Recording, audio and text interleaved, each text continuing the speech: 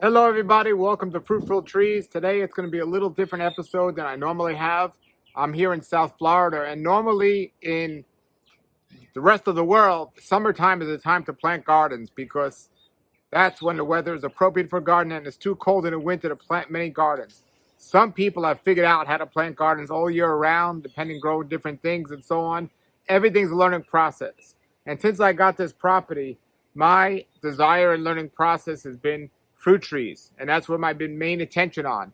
But I've always planted a little type of garden, or every year I've had some type of garden where I would grow some food. And basically, from a garden standpoint, the things I would grow the most is kale and collards. They both grow great here, and I would also grow tomatoes. Those are the three main things I would grow every year. Sometimes I grew broccoli, and I've attempted other things, but those are the main things.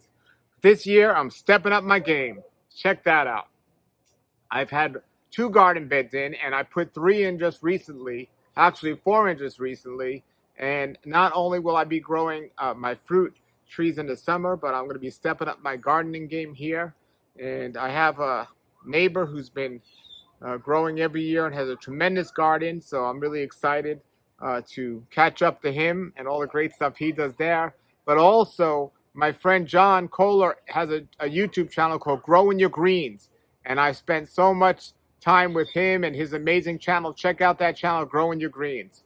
And I'm going to just show you a little here briefly of what I'm doing here with these.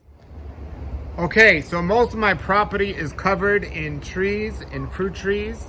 And I had to find out a way to make room for my gardens. And as we're gonna go look now and see what I've done, love soursop. Okay, back to the garden. I always get distracted by fruit trees. So, this is what I did.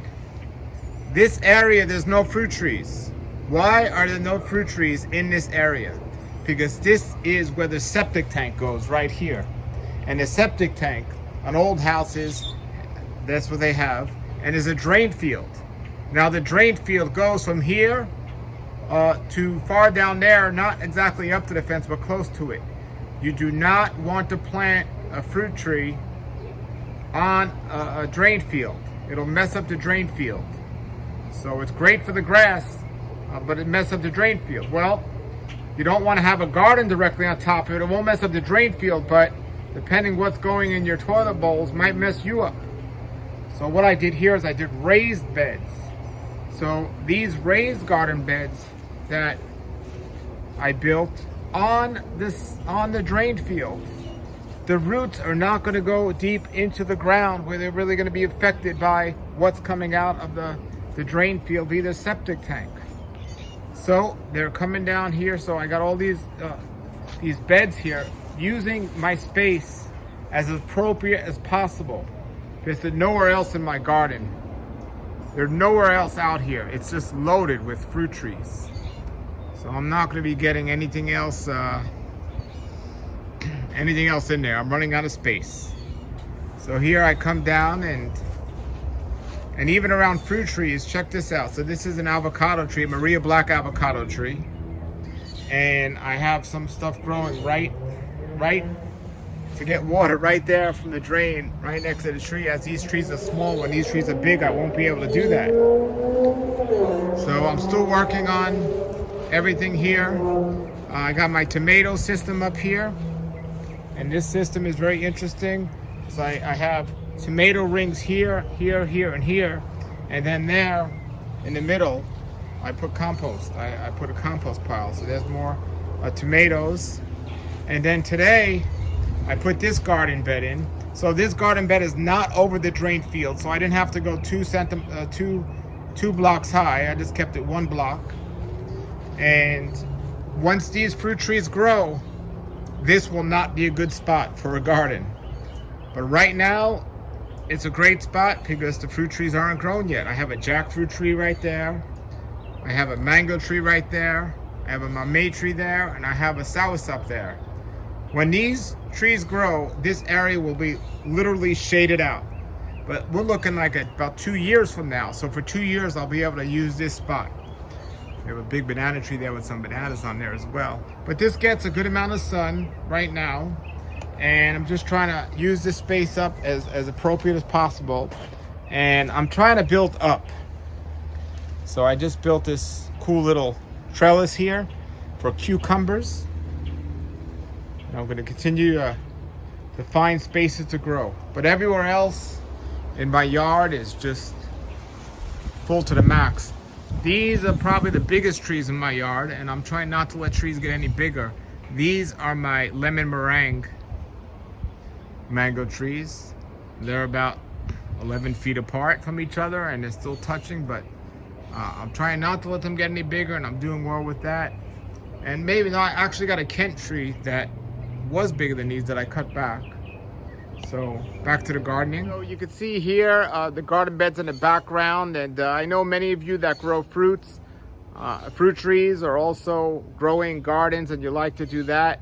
And so every year for the last 10 years I've grown food during this season, which is wintertime here in South Florida, in small amounts. But I'm looking to up my game this year and do a little better. I'm no way am I as knowledgeable as growing vegetables as I am fruit trees, but there's so many different ways to do it. And if you think there's many ways to grow fruit trees, there's so many more ways, different ways and ideas you could have about gardening and everything else.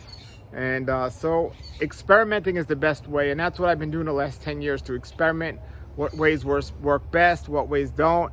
And you know, it's not a area of perfection for me, but I definitely enjoy learning. There's so many videos out there, and it's just really exciting. So that is what is growing on here, and hopefully the next time you see this garden, it's going to be loaded with some really good fruits and vegetables, some really good vegetables, and the trees will be loaded with good fruits.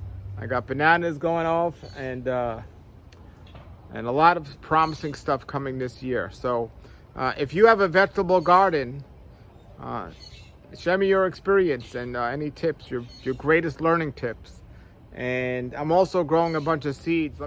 So every year when I would start my vegetable garden, I would pretty much buy my starters from Home Depot and do it that way. Sometimes I've started things, but for the most part I did that. But this year I'm starting the seeds myself and experiment with it and seeing how it's going. So out here I have a bunch of tomatoes. I got a bunch of tomato plants that are starting to grow, and there goes some all of my trees. Check, my papayas are going crazy. That's one of my amazing papaya trees. But I'm starting all my vegetables here, and this is the beginning. There goes some zucchini, some eggplant, some broccoli, cucumbers. So I'm saving a lot of money by doing it this way, and we'll see how it goes. There you have it. I do not want to waste 1 inch of my property on nothing. I want it to be filled with food, edible things I could eat, and that's what I want to self-sustainable, be able to live in a healthy way and eat healthy food. To know I'm the only one that's touching my food before it gets in my body is an exciting thing for me. So keep growing. Thanks for watching. Put your comments below and have a great day.